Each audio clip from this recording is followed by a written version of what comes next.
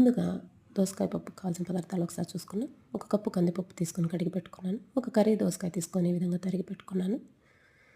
ఒక టమాటా తీసుకొని ఈ విధంగా తరిగి పెట్టుకున్నాను. ఒక ఉల్లిపాయ తీసుకొని ఈ విధంగా తరిగి పెట్టుకున్నాను. 4 పచ్చిమిర్చి తీసుకొని ఈ విధంగా తరిగి పెట్టుకున్నాను.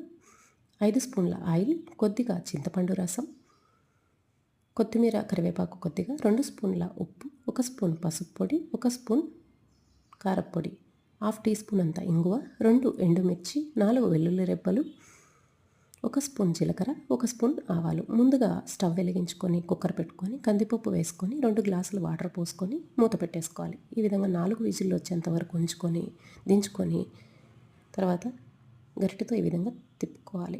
ఇది పక్కన పెట్టుకొని మరొక గిన్నె స్టవ్ మీద ఉంచుకొని ఆయిల్ వేసుకోవాలి. ఆయిల్ వేడయ్యాక ఆవాలు, జీలకర్ర, వెల్లుల్లి, ఎండుమిర్చి వేసుకోవాలి. ఈ విధంగా వేసుకున్న దాని తర్వాత తరిగిన ఉల్లిపాయ ముక్కలు, టమాటా వేసుకొని 1 నిమిషం కలుపుకోవాలి. అలా కలుపుకున్న దాని తర్వాత పచ్చిమిర్చి, ఉప్పు, కారం, పసుపు, ఇంగువ, దోసకాయ ముక్కలు, కొత్తిమీర, కరివేపాకు వేసుకొని 5 నిమిషాలు కలుపుకొని మూత పెట్టేసుకొని 5-10 నిమిషాలు మగ్గనివ్వాలి.